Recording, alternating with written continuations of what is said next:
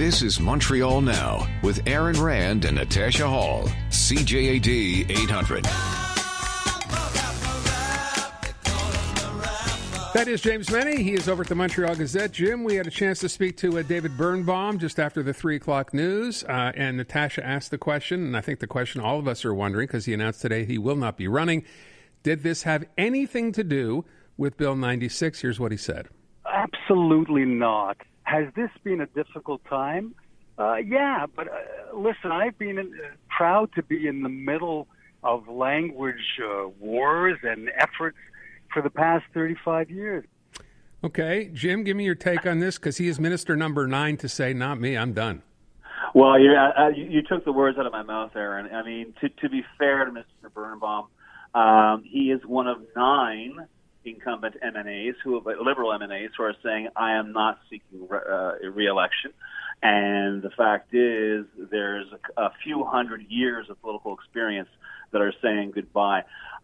You cannot help but notice the coincidental timing of the departure of Mr. Birnbaum and Madame Hélène David, the co-sponsors or co-authors or co-suggestors, if you will, of this now infamous amendment to Bill 96, which would see Anglophone CEGEP students obliged to take 3 courses in French.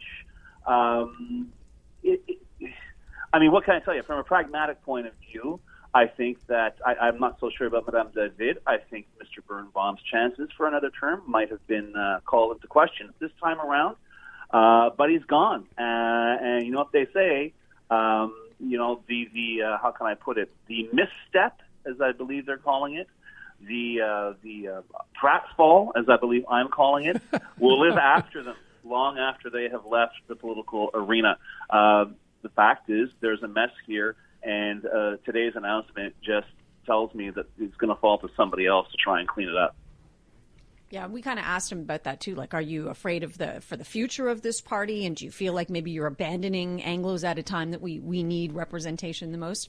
I mean, he was gracious about it, but I feel like there's just not the sense of urgency that needs to be there with the Liberal Party. I don't feel like they know that the ship's on fire. Well, I don't want to be too abstract for some of our listeners, but the Liberal Party of Quebec right now is reminding me so much of an iconic meme on social media that has the dog in the burning cafe saying, "This is fine." Okay, this is as far as I'm concerned, the Liberal Party is in big trouble. But you know what? I'm just a guy on the radio. When I see Colin Standish right here today, publishing what is essentially his party's manifesto. He's still speaking in the future uncertain, if I can create my own sort of grammatical tense. But this Anglo rights party, this rights party, looks like it's a go. It's going to happen. We will see, I can't say a full slate, but I'm pretty sure we'll see several candidates from this yet-to-be-named party running in October.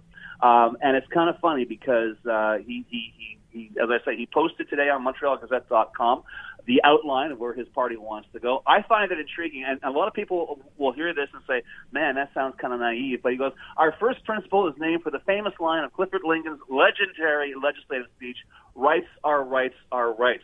And just as unquote, and just as an aside, we'll recall that was Clifford Lincoln's legendary resignation speech, because he left the Liberals because the idea that rights are inviolable was put to one side for political reasons.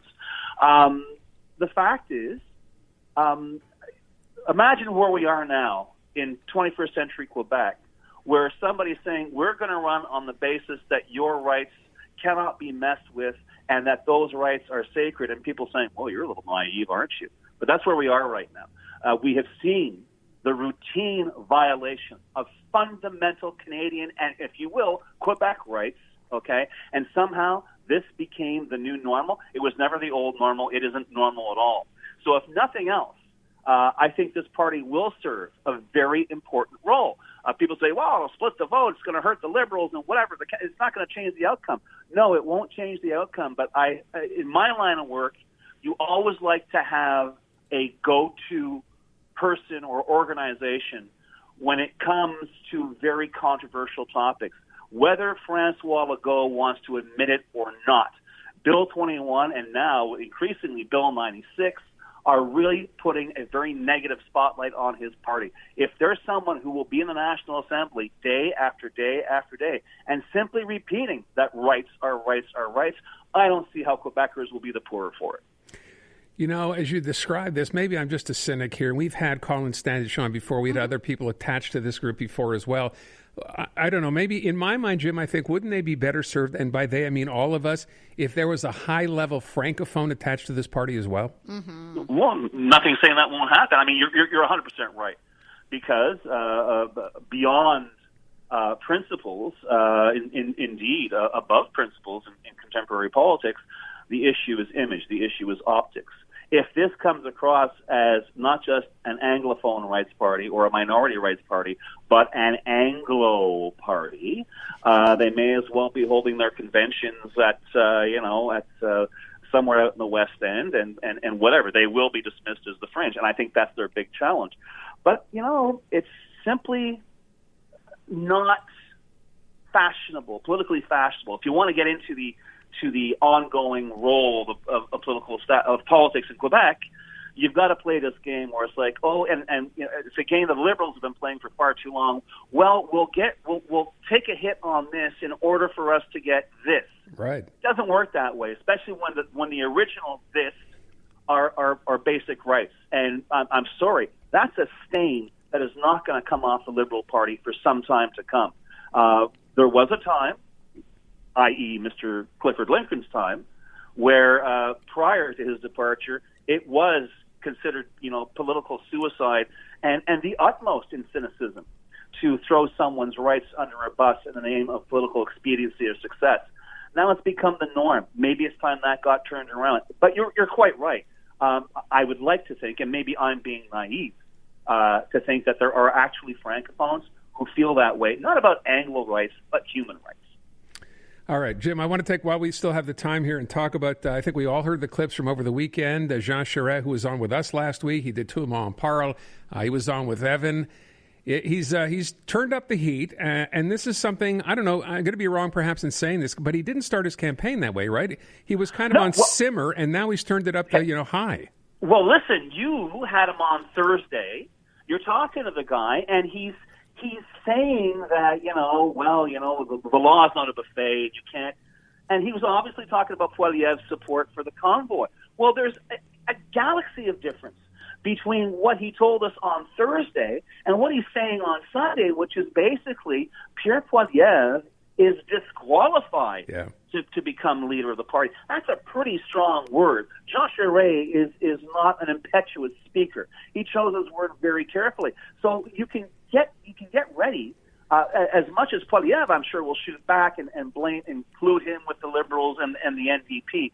You can bet henceforth, between now and the leadership decision in September, you are going to hear Jean Charest not question, but simply state his perception of the illegitimacy of Pierre Poilievre's seeking the leadership of the Conservative Party of Canada, which is why I say this got very nasty very quick.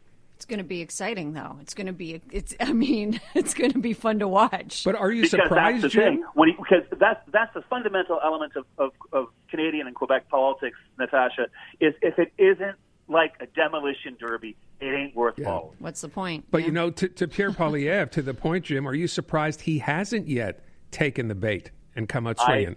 I think he is going to keep on soliciting contributions on social media. He is going to keep on sort of taking pages from the GOP playbook, making his followers or would-be followers feel that everyone is against them, that they're being targeted by this big amorphous them. He'll see how much funding he can get off of that. He'll see how much traction he can get off of that. But the fact is, this is not an election. It is a leadership bid.